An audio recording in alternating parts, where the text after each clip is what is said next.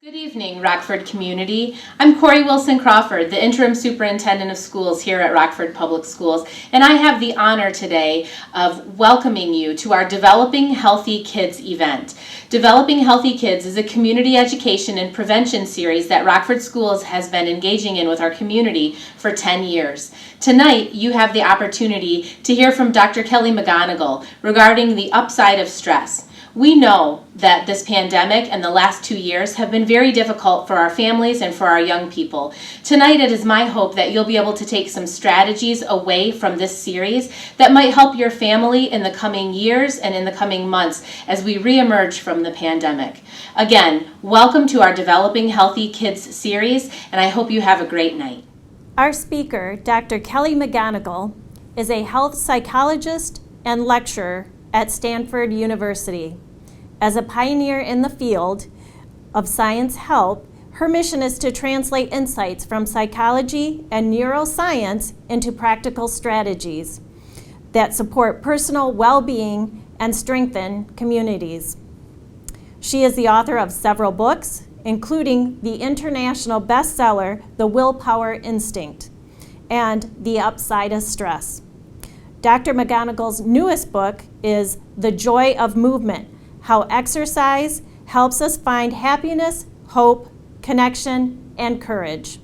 You might recognize her from her 2013 TED Talk, How to Make Stress Your Friend, which is one of the 20 most viewed TED Talks of all time, with over 23 million views.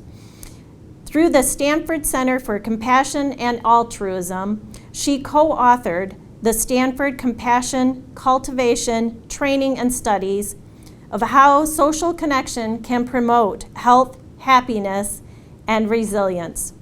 In her free time, she is passionate advocate for animal rescue and volunteers as an adoption counselor for Best Friends Animal Society. Please welcome Dr. Kelly McGonigal. Thank you so much for joining me. You know, this is a period of extraordinary stress, including global crises. And it's also a time of ordinary stress. Somehow we're also just dealing with the stress of being human and pursuing goals that are meaningful and dealing with all of the typical challenges of everyday life. And so I hope that I will share something with you today that helps you deal with both the extraordinary stress of this time, as well as all of the other stress that's part of being human. And we are going to start with a pop quiz. So let me get my slides going. Okay, I want you to imagine that this young woman is someone you care about, and she's really nervous, really stressed out. Perhaps she has an exam coming up, or she's about to have a difficult conversation with someone. Or maybe she's got a tryout, or maybe she's traveling somewhere on her own for the first time. You could also imagine that you're this young woman. And I want to know, in this moment of absolute stress, where she is saying things like, I'm so stressed out, what would you say to her, or what would you say to yourself?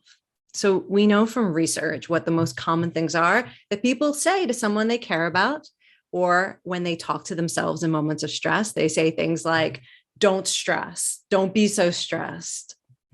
You need to calm down, right? If you don't calm down, you're not going to enjoy this, or you're not going to do your best. I can't deal with this. Now, we say that both when we're the one who's stressed, but also often we say it to someone else who's stressed, like, I can't deal with your stress right now. Okay. So you need to be less stressed. And maybe even we say to someone we care about, maybe you shouldn't do this. Maybe this is too much. Well, these types of responses aren't the most helpful when we want to support someone, including ourselves, in moments of stress. So what if we tried something else instead?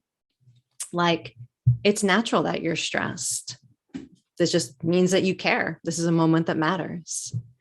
What if we said stress is energy, that pounding heart that you feel, the butterflies in your stomach, even a little of that tension in your body? It's all adrenaline and energy that you can harness to be your best self. What if we said, think about who supports you? Or maybe we say, remember how much I support you. You know, you've got this and we're here for you. Or what if we focus instead on the benefit rather than saying, okay, so maybe this is stressful, you shouldn't do this. What if we said instead, well, why are you doing this? Why does it matter? What's the best possible outcome? What are you going to be proud of afterwards? So we know that if in moments of stress, we give this sort of message to someone we care about, or we give this sort of message to ourselves, that it makes your stress response healthier, physically healthier. It helps you perform better under pressure. It increases positive emotions that you feel in moments of stress, like confidence or hope or feeling supported by others. And it also leads to a better experience of whatever it is that you're dealing with. So this sort of message before an exam, students score higher on exams, athletes perform better in competition, karaoke singers sing more on pitch, people going into a difficult conversation come out of that conversation with better outcomes, and also feeling better able to connect with the people they had that conversation with. You name it. If it's a moment that matters, these sorts of messages help people have healthier physical stress responses, a more positive experience, and also they're more likely to have a positive outcome from that stressful experience. So this is all an example of what we could call a stress mindset effect. And a stress mindset effect is the observation that how you think about stress, particularly in moments of stress, can change how your body and brain respond to stress, can change how you think, how you feel, and how you act under stress in ways that can be good for you even. So you may have seen the stress mindset measure before, particularly if you've read The Upside of Stress. But one way of checking in with your stress mindset in general is whether when you think about stress or when you're feeling stressed, are you more likely to be thinking about how stress is bad for you and therefore it needs to be reduced, avoided? Or are you more likely to think that stress is normal, it can be helpful, and even if you aren't loving every second of it, that you can harness that stress to learn, to grow, to connect with others, to make a change? So which one feels more how you think about stress, or how you think about stress when you're talking to someone you care about who's stressed? And we know from the research that while both of these mindsets are true, they have truth to them, being able to focus on how stress is normal and how you can harness it actually allows people to cope better with stress than focusing on why stress is harmful and looking for ways to avoid it or reduce it. People who have a more positive mindset towards stress, they're healthier, they're happier, particularly in times of high stress. They're less likely to experience things like burnout. They are less likely to experience negative outcomes, even in things that really matter to us, things like job outcomes, relationships, even the ability to find meaning in difficult experiences. And it's not just this overall mindset. So over the past decade, studies have continued to look at the beliefs about stress that really predict people being able to cope well and thrive or not. And some other beliefs that tend to lead us towards less healthy stress responses and less positive stress outcomes. Thoughts like being stressed always ends badly. These are things that people actually say. That's how they ended up in a psychological survey. Being around other people who are stressed makes me feel stressed, right? This idea that even other people's stress is toxic. I tend to avoid people when I'm stressed. So the belief that you need to isolate yourself when you're stressed, maybe even hide that you're stressed from other people. And nobody feels stressed like I do. This belief that there's something unique about your stress, maybe that it even says something unique about what's wrong with you or why you aren't up to this moment. So these are not helpful beliefs. There are lots of beliefs, though, that tend to really help people deal with stress. For example, stress is an alert that I need to do something, right? So stress is a sign. There's always a way to respond when stressed, and I can respond to stress in many different ways. So this sort of core idea that stress lets you know this is a moment that matters, it's time to pay attention, or it's time to do something. And also this idea of having a diverse set of coping responses. There's something I can do. And then also the belief that when I'm feeling stressed, there are people who can help me. This mindset that stress is not a do-it-yourself project, right? That you can reach out for help. There are people who care about you.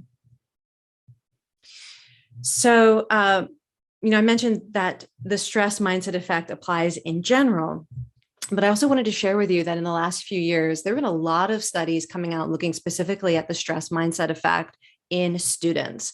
So these first 3 citations I have for you, they were done in really diverse groups of students, college students, high school students.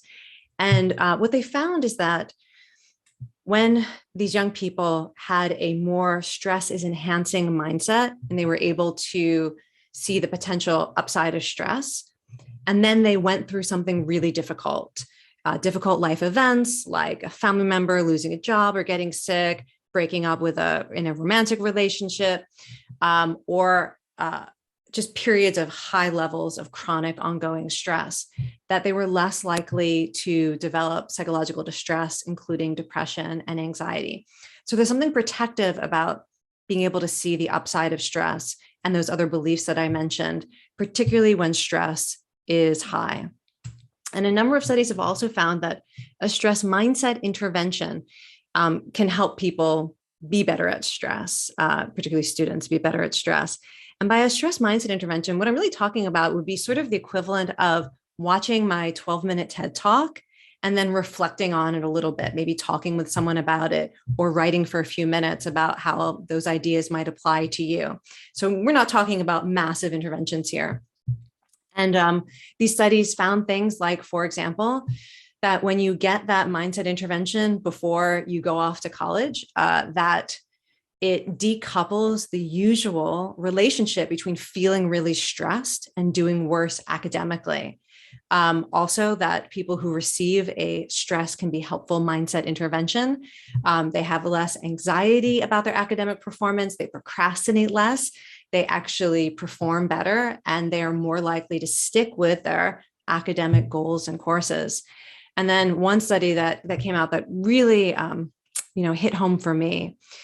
This was a study where a stress mindset intervention had been delivered before the initial COVID-19 lockdown. And what they found is that brief intervention that helped students see that stress is something that you could harness actually predicted lower anxiety levels during those initial lockdowns when people were really struggling with anxiety and isolation. Okay, so I want to take a few minutes to think about why, and then I'm going to actually deliver to you a kind of mindset intervention, give you some ideas that you can share with people you care about and ways of thinking about stress that are absolutely going to help you. So let me just pull myself back to full screen here as we think about this. Okay, so why are stress mindsets so powerful and so meaningful? Well, one is because the mindset itself, it's not magic, but the mindset that you hold, it's kind of like a filter through which you experience stress. So in moments of stress, the way that you think about stress is going to change your biology, things like what hormones you release as part of your stress response, hormones that can help you feel confident and powerful, hormones that can give you energy, hormones that can make you more resilient and help you recover from stress. It also can change the emotions that you have in periods of stress, whether you feel brave, whether you feel hopeful, whether you feel a sense of belonging, or whether you feel other emotions like shame and overwhelm and self-doubt. We also know that these mindsets change how you think, what you pay attention to, and how you cope. So it's like these mindsets put you on a different trajectory that can either lead to a really helpful upward spiral or a more destructive downward spiral. We know that focusing on why stress is harmful and the belief that it should be avoided is most likely to lead to avoidant coping. So This is when you're feeling stressed, you say to yourself, okay, I don't want to feel stressed. Stress is bad for me. I can't handle this feeling of stress. And so you look for ways to escape. And some of these can be relatively harmless, right? So maybe you are binge watching on Netflix, or you decide you want to hang out with a friend instead of think about the thing that's stressful. Not necessarily so bad, but also can lead to things like substance abuse, spending, other addictive behaviors or self-destructive behaviors, things we do when we really want to check out and not feel what we're feeling. It can also lead, of course, to procrastination, which can kind of dig a deeper hole. So whatever you're stressed out about, you don't have that conversation, you don't put the time in to get things done, you don't seek out information that can help you deal with it. That's going to just increase not only the stress you feel, but the source of stress itself. We also know that a stress is more enhancing, a stress is helpful mindset leads to positive coping behaviors, particularly being open to feedback and learning opportunities, being transparent about your stress so that other people are able to help you and you're less alone in whatever you're dealing with, and active coping. So actually doing things to make the situation better or to deal with the source of your stress. And so when you think about sort of this kind of big why, when you think about what would be the most helpful way to try to change your mindset or create a context in which the way that you think about stress is going to help you, rather than focus on why stress is good for you, I found that there are a couple of key messages that really allow people to tap into the most helpful kind of mindset in moments of stress. So I'm basically going to give you that mindset intervention now. Let's go back to the slides.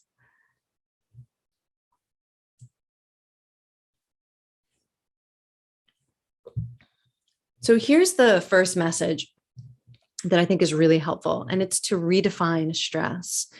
So we often define stress as everything we don't want to deal with, all the stuff that's happening to us that we don't want. It's something that is happening to us, or we define it as a kind of toxic state that's bad for us. So if we take the focus internally, we start thinking about stress as being unhealthy, stress as being damaging, stress as being a barrier to being our best selves or being happy. So I'm going to put those definitions aside and instead share this really scientifically grounded and extremely helpful definition of stress, which is that stress is what arises when something that you care about is at stake. So that includes all of your thoughts and your feelings. It includes the biology of stress, whether it's the adrenaline that makes your heart pound, but is also giving you energy, whether it's stress hormones like cortisol, which help you which help you use that energy, or whether it's stress hormones like DHEA, which help you recover from stress and also help you learn from stressful experiences. All of that biology, that's all a part of what we mean by stress. And it arises to help you respond in a moment that matters. So stress is not a barrier. Stress is a catalyst that allows you to pay attention in moments that matter. It allows you to check in with who and what you care about. And it can actually help you harness all sorts of stress strengths, like courage, like the ability to seek out help and receive help, stress strengths like the ability to learn, to grow, to change, to adapt, to make meaning out of something stressful. Your stress response is actually giving you access to all of these stress strengths.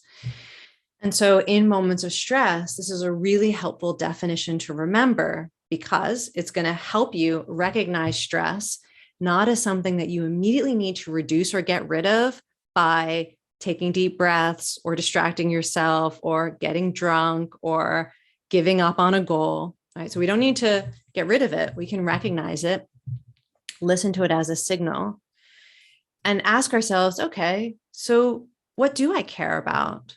why is this stressful? Why does it matter to me? And so this stage where we're really looking at the meaning behind the stress, it's both an opportunity to consider what we want and why this matters, but it's also an opportunity for self-compassion. So it's a moment to say, you know what, this is really stressful. This is really hard. I'm feeling disappointed. I'm feeling angry. I'm feeling afraid, right? So the meaning of the stress also involves welcoming in all of those emotions that can be difficult, but also, those emotions are there to help us recognize this is something that is important and we need to deal with. And then to turn your attention to how you can harness your strengths, your natural abilities to deal with stress, because humans are born for stress. We experience stress every day, multiple times a day. And in fact, research shows that people who have the most meaningful lives report having the highest levels of stress not because stress itself is inherently meaningful, but because when you are engaged in roles and activities and relationships that you care about, you are going to experience stress. Okay, so now let's focus on what some of these stress strengths are. I'm going to talk to you about 3 of them, and three stress strengths that also point to ways we can cope and ways we can think about stress and moments of stress. So I'm sure some of you are already, enjoying this picture, like wandering down memory lane. I don't know if you remember, it was almost exactly a year ago, March Madness, when this moment happened.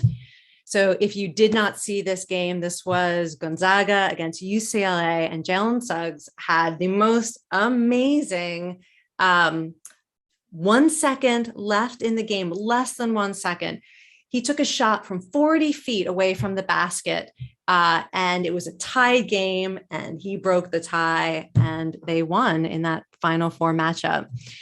So this was an amazing moment. Everyone loved it because it was a moment of extreme pressure, and this athlete rose to the challenge. He let that pressure fuel him to make an amazing shot and lead his team to victory. But that's not why I loved this moment and why I really reflected on it afterwards. Although I was in my living room cheering and screaming when it happened, just because it was so amazing to see. But what I loved about it was the interviews afterward, where he and his coach were talking about this moment. And they talked about 2 things that really stood out to me. One is that they practiced for this sort of situation. So in practice, they would do drills. They would do drills of these sort of, last moment under pressure, difficult shots.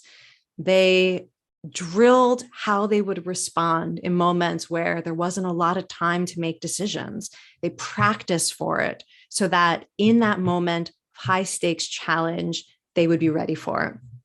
And also, he talked about how in that moment when he was deciding to make that shot, he felt the support of his coach and his teammates. He felt that they had his back, and he knew that they were with him. And it really highlights how when we feel supported by people in our lives, it is easier to rise to the challenge and to be our best self in moments that matter to us when we are pursuing our goals, whether it's a sports competition or an exam or an audition or a job interview or any moment that's just, it's new and it's difficult and the stakes are high and we're feeling a lot of pressure and it matters to us. And when I saw that interview, one of the things that I thought about is, what do I do in my everyday life that is preparing me to meet moments that matter with what I want to bring to it? And I realized that although, I'm not on a sports team, so I'm not practicing drills like that for a competition, but I thought about how I had discovered high intensity exercise as a way of training my ability to deal with uncomfortable sensations that make me want to quit or give up. So I'm someone who experiences anxiety a lot. And so I really know what it's like to have a body that's producing discomfort that makes you want to just turn around and leave, makes me want to turn around and leave or give up. And I found that through high intensity exercise, it was an interesting opportunity to practice feeling things that were uncomfortable and saying to myself, I'm doing this for a reason, so I'm not going to quit. I'm going to dig in, I'm going to keep going. And what I found is that I was able to draw on that in moments where what I was feeling wasn't fatigue, but or the discomfort of the exercise, but what I was feeling was fear, anxiety, dread, self-doubt. And I was able to draw on that to rise to the challenge in moments of anxiety or self-doubt. And so I would encourage you to think about, what are you doing every day to practice what you want to be able to bring to stressful situations, to moments that matter? And this is actually a practice that you can cultivate. Anything you do that brings out the best in you, right? You can make it a conscious practice, and then think every time you do it that you're preparing for maybe a moment in the future that you can't control or you can't choose. And then in that moment, you'll be able to say to yourself, just like this team was, we trained for this. I trained for this. I know how to do this. Okay, so we'll call that rising to the challenge. So what you're looking at here is an obstacle called Mount Everest. And this is from the Tough Mudder obstacle course race. Now, if you don't know what this is considered one of the toughest obstacle courses on the planet. There are all sorts of really difficult physical challenges.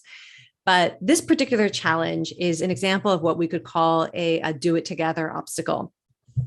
So what you can't tell from this image is that this ramp that people are trying to run up is coated in dish soap and vegetable oil. Okay, so just imagine you're trying to run up this curved ramp. And if you try to run up on your own, you are just going to slide right down. The only way to get over this obstacle is to do exactly what you see in these images. You need to rely on other people. You need to let people get behind you and support you up. You need to let people reach down and pull you up. And there are all sorts of ways to do it, but basically nobody's doing it on their own. And I love this obstacle in part because I know a little bit of the story of how this obstacle was created. So initially, Tough Mudder didn't have a lot of didn't have any cooperative obstacles. And then one day at a race, they had this obstacle where people had to run up a mud hill, but it had rained the night before. So the mud was so slick that nobody could get up it. And the runners on their own decided to team up to get up over this hill. And so they actually tore off their clothing and made these ladders out of their shirts. And they started making these human ladders and then using the ropes to climb up so that everyone could get up the hill together.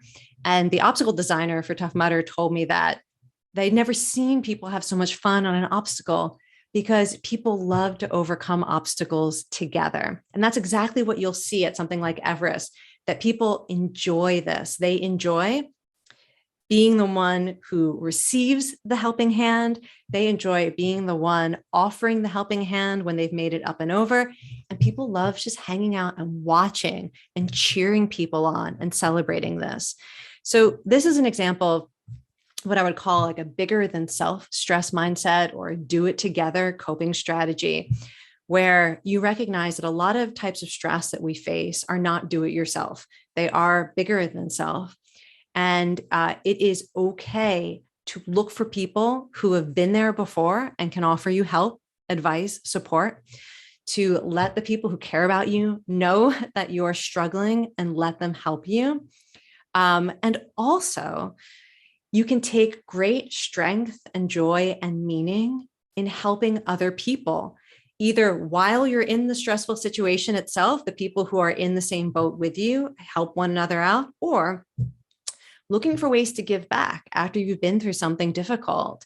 Who can you help who's coming after you? How can you pay back or pay forward the support that you received?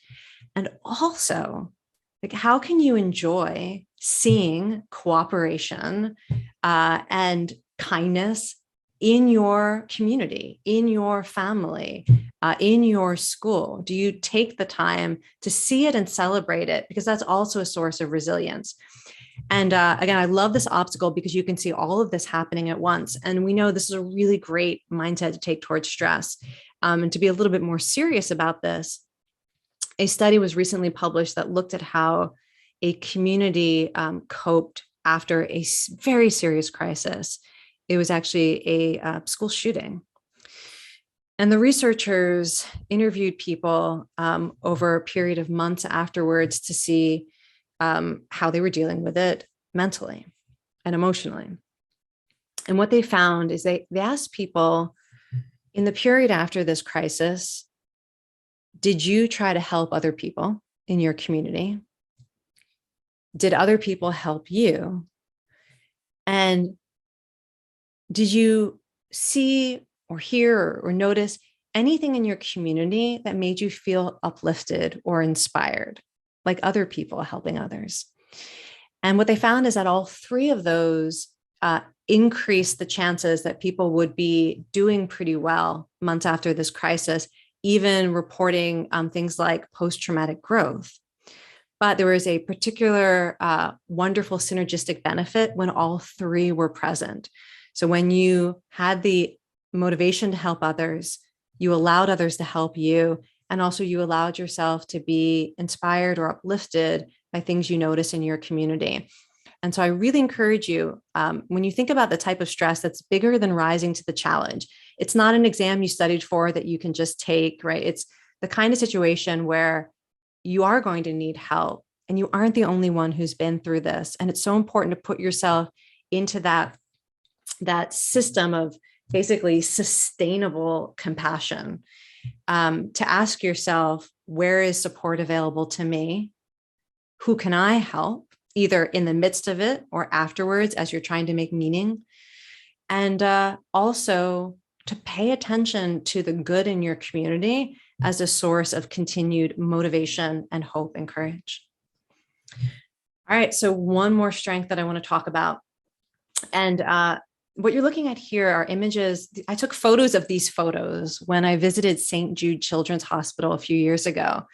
And I was walking through the halls and I noticed that a particular hallway was lined with all sorts of photos like this, photos of people holding photos of themselves when they were patients as children at St. Jude Hospital. And it turned out, I was like, what is this? This is interesting. It turns out that everyone in these photos, after being a patient, going through a life-threatening illness and being treated at St. Jude, they then went on to work at St. Jude, whether as nurses or doctors or administrators, that they came back and they were able to transform this absolutely traumatic and awful experience. And they transformed it into a sense of purpose and a mission and a community. And, this is really, here we're talking about the capacity to grow in really meaningful ways from even the types of stress we would never choose for ourselves, or we would never wish for anyone to go through. And yet they are a part of life. What you're looking at here are items from the post-traumatic growth inventory. And I encourage you to think about what's been maybe one or two of the most stressful experiences of your life and whether any of these statements apply. When you think about that stress, did you discover that you're stronger than you thought you were? Do you have a greater appreciation for your own life? Do you have a better understanding of life or of spiritual matters? Did you establish a new path for your life? Was it kind of a turning point for you? Do you have more empathy or compassion for others? And there are lots of ways that we can learn and grow from stressful experiences. But what's most important to know is that this is not at all unusual.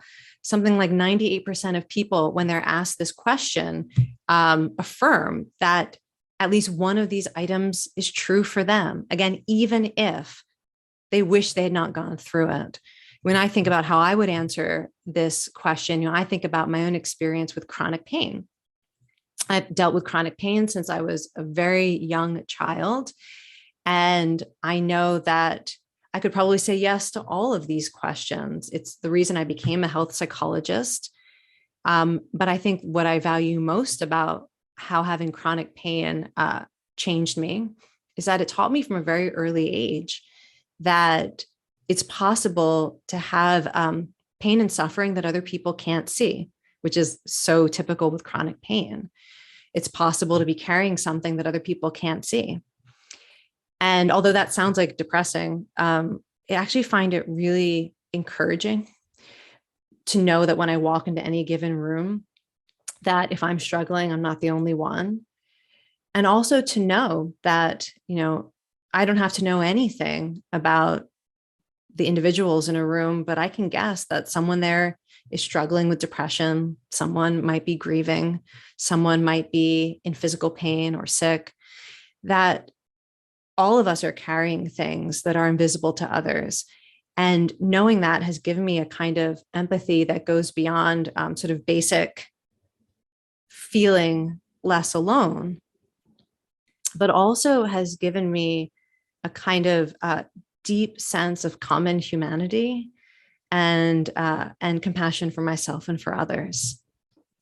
So I encourage you to think about how you can appreciate how you have learned and grown and changed from your own stress, because we know that one of the best ways to make post-traumatic growth or stress-related growth more likely in the future is to reflect back on how it's been true for us in the past and to hear stories from other people about their own experiences of growing, of positive change, of learning from stress. People who hear stories like this are more likely to experience growth when they go through something traumatic. And I will say that, again, this is a natural human capacity, but it's also a coping strategy that we can choose. One of my favorite definitions of stress one of my favorite definitions of resilience is the courage to grow from stress. That was a definition offered by Salvatore Matti. And that idea that resilience is the courage to grow from stress. It's not about being like Teflon where stress never affects us. It's not about having a suit of armor where we're protected from the effects of stress, but it's playing an active role in how stress changes us. And we can do that by choosing to ask ourselves questions like, how can this be a turning point? What meaning do I want to make moving forward? How can I use this as an opportunity to become who I want to be? Speaking of questions, I want to give you a moment. Maybe you want to take a screenshot of this or a photo of these questions, but I put together a bunch of questions that you can use to activate these different stress strengths or mindsets that we've been talking about.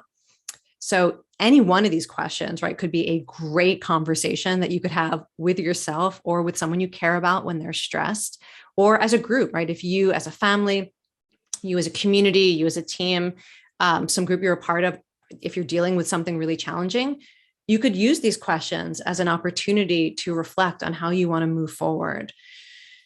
And I encourage you to also think about, in any given stressful situation, which one of these coping strategies are you maybe less familiar with or more reluctant to use? And what would it look like to try to bring that coping strategy to that stressful situation? So for example, I know it's a very natural strength for me to learn and grow. I will make meaning out of anything. I will reflect after everything stressful and try to find something to learn from it. Maybe it's because I'm a teacher and I'm looking forward to how I can also teach what I learned from my stressful experiences. But what's really hard for me is the reaching out. I mean, I was raised to, you don't tell people your problems, you don't show weakness, you shouldn't be a burden on others. What stress? No stress here. And it's taken me quite a while to recognize the importance of both reaching out for help and also that it's a gift to let other people help me, because we know that when we help others, it gives us courage, it gives us hope, and it gives us meaning, which is why helping others is such a great strategy when you're feeling stressed too. Okay, so I'm going to encourage you to see if you can stretch beyond your comfort zone when it comes to coping. And I also wanted to give you an example, because sometimes, people are like, well, I'm not going to remember all this stuff when I'm stressed. One thing we know from stress mindset interventions is you don't really have to remember everything. These interventions seem to work if you were just, paying a little bit of attention. The intervention's done. It's in there somewhere. And I fully believe that you heard something that you needed to hear, and it's going to be available for you when you need it. And I want to give you an example of how this has played out in my own life. The way that it shows up basically when I'm dealing with something stressful, and how the benefits of this mindset, they accrue over time. So you are looking at a flight map from Newark to San Francisco. And if you've read The Upside of Stress, you know that I have had a fear of flying forever. And at certain points in my life, it was debilitating. It was a real phobia that was causing real suffering in my life, including not being able to travel, not being able to see my family, and causing a lot of psychological distress for me. And I worked really hard on overcoming that fear to be able to fly. I did all the right things. I reached out for help. I got advice from my sister who had overcome her fear of flying. I took a fear of flying class. I trained to tolerate discomfort, as you've heard me talk about, so that when I'm on a plane and I'm in turbulence and I'm feeling motion sickness and fear, that I know how to cope with those feelings instead of having a panic attack.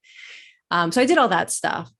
But I want to talk a little bit about this thing that really transformed my experience of flying. So I still hate flying. I still don't want to fly whenever I have to get on a plane.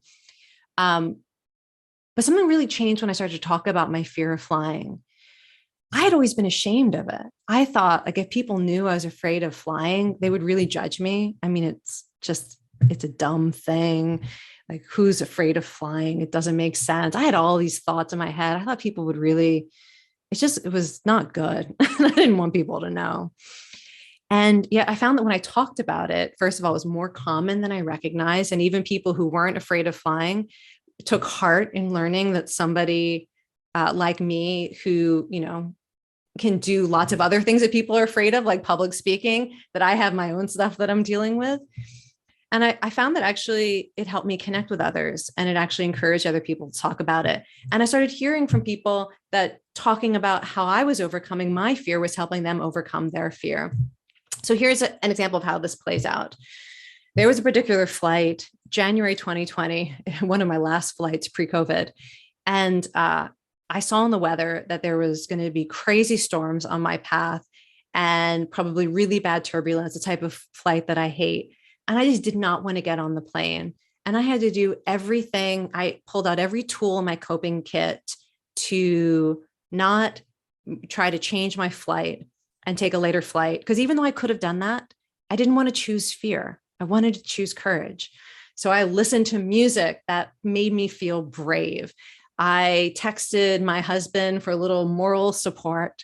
I thought about how this was choosing courage, and I was choosing my values, no matter what the flight was like. It was something I was going to be proud of afterwards. Got on the plane. And literally while I was on this flight, I got this email from somebody who says, I read your book to my therapist, the book in which I write about my fear of flying. And now I'm flying for the first time in 10 years. And she wrote, my subject line says it all. Your story about learning to fly again touched me, especially the part about dreaming about faraway cities and waking up anguished. I'm now practicing my flying with nerves, and I feel great knowing you're also out there doing it. Thanks for your vulnerability. Shame busting was the first step for me. And so I was able to write her back in the middle of turbulence, where I'm feeling my own, like, oh, I wish I weren't here. But then actually I was like, this is amazing that I'm here. I'm actually doing this with her. It's this amazing exchange. Here we were both on planes connecting over not just our fear of flying, but connecting over our vulnerability and our courage. And things like this completely change the meaning of stress for me, right? It's, and now I'm telling it as a story that I'm proud of, and maybe even something that can help others. This is how this type of stress mindset plays out. When you think about stress as being something that can bring out the best in you, it's easier to find your courage. When you don't believe that you're alone in your stress, it's easier to ask for help, but also to think about how what you're going through can help you help others. It's easier to view every stressful experience as an opportunity to learn and grow, and to start to craft narratives like this story that you tell yourself about what your stress means and what it's for. So the last thing that I want to mention briefly is, how do we share this mindset with people that we care about? Because I talked about studies that deliver mindset interventions, and yeah, you could show someone my TED Talk. It's called How to Make Stress Your Friend. That's kind of like a mindset intervention right there. But also, I want to give you some other ways of thinking about this. And again, let me pull out of this. Okay, so you can just see me. So the first thing we know is that mindsets are contagious. So the absolute best thing that you can do to share these mindsets with others is to get your own mindset on, and to think about these ideas in relationship to your experience of stress, to reflect on them, to start trying to apply them in your own life. And by role model, and by just how you are now thinking and talking about stress, you will convey and communicate and share those mindsets with others naturally. Now, we also know that if you want to share these mindsets with others, it can be really great to take on stress goals that give you a chance to talk about stress in positive ways. So this could be thinking about something that you are going to choose to do that is stressful but meaningful, whether it's learning something new or stepping up to help, someone in your family or a community in a meaningful way.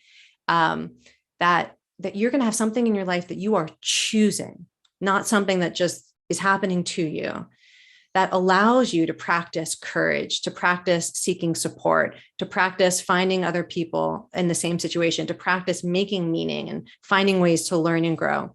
Again, because by you doing this, you become a role model for others. We also know that from literature on parenting, particularly, that when you have kind of an open communication relationship where you are open to hearing the full complexity of your child's experiences, that they become better able to deal with stress because they have more self-compassion, more self-confidence, and also a greater willingness to disclose what they're dealing with and what they're feeling, more willingness to ask for help. So how do you really increase that kind of open communication? It's not by trying to force people to tell you about their stress. In fact, when I talk to students in your school system before this talk, and I said, what do you most wish that adults in your life knew? The answer was, sometimes I just need to deal with this on my own. I don't need to be interrogated about my stress. So open communication doesn't mean you're interrogating people you care about. Often it has to do with being able to hold space. So it is the sense that you have room for all of the stress, all of the emotions of the people that you care about. If you remember earlier in the talk, I had that stress belief that other people's stress stresses me out. Sometimes we just say to people, I can't deal with all your stress. And when we don't have a kind of openness and a kind of the ability to tolerate other people's stress, we can jump in too fast to try to fix it, to try to make it go away, to try to control it, to try to understand it and interrogate, and all that stuff that can feel very overwhelming to the person who's stressed. Instead, we need this kind of ability to be open to, mindful, have space for, and tolerate their stress in the same way that we are trying to learn to cope with our own stress. And so I would encourage you to think about that. How can you have a more accepting and allowing attitude to the emotions and the stress of the people that you care about, and to be able to adopt the mindsets that are useful in your head, in your heart, in your body, without having to explain it to the person you care about. So if somebody is feeling overwhelmed, you are thinking in your mind, this person is adequate to this moment. I am here to help them and support them, right? You can be thinking about all these things. You could think it to yourself, this moment is really, really difficult, but I can imagine a future where we look back on this moment as a positive turning point. All the stuff can be going on in your head that creates a different kind of presence that allows the person you care about to be with and breathe with their stress, to maybe talk to you about it, to maybe go outside of their own comfort zone, for them to rise to the challenge or start to make meaning. All right, let's see, was the last thing I have for you is a homework assignment. I better pull my slides back up. All right, here is your homework assignment. After this talk, I want you to take a few moments to think about something that is causing you stress or that is likely to cause you a lot of stress over the next month. And then to spend a few minutes imagining how this could harness some of your strengths and how it could bring out the best in you, or how you could cope in a way that creates positive outcomes or positive change, something that you would appreciate or be proud of, right? So thinking about why this is important to you, the stress strengths that you can draw on, the people, the communities and relationships that you can draw on, how this is an opportunity to learn and grow, and what you can do in this moment that you will be proud of or grateful to yourself for. Again, I'm going to give you a moment if you want to take a screenshot of this or a photo. And we know, by the way, so I put some citations there. Those citations are to let you know that when people do this, it actually often creates an immediate positive change in their brain chemistry and in their physiology. It puts you in a state that's healthier. Emotions like hope and courage and connection, but also prepares people to actually cope better with whatever that source of stress is. Okay, so I hope that you heard something today that is going to support you with whatever that stress is. And the last thing I want to say about mindset interventions is a really good way to make them stick is to identify that one thing you heard that feels really true or interesting to you, and make a commitment to sharing it with someone that you care about, not as advice that you're giving to them, but as something you heard that is relevant to you, and talk about that a little bit. Okay. Thank you for joining me. Have a wonderful night. Thank you for spending the last hour with us as we listen to Kelly McGonigal speak about the topic of stress. In her book, The Upside of Stress, Kelly challenges readers to think about stress as something that can bring out the best in you. During her presentation, Kelly also spoke to us about the stress mindset effect. We know that adolescents who embrace a stress is enhancing mindset are less prone to develop depression. We also know that stress mindset interventions can lead to decreased feelings of anxiety. We hope that as a next step, you will consider reading Kelly's book, The Upside of Stress, and listen to her TED Talk. These are both great tools to reinforce the information that you heard today. Lastly, all of our schools are equipped with a team who can help support your child's social, emotional, and mental health needs. Our school social workers, psychologists, counselors, and mental health liaisons can assist you and your child to access the necessary resources and supports. So please do not hesitate to contact your child's school should you need additional intervention and assistance. Thank you again for participating in our Developing Healthy Kids event tonight with Kelly McGonigal.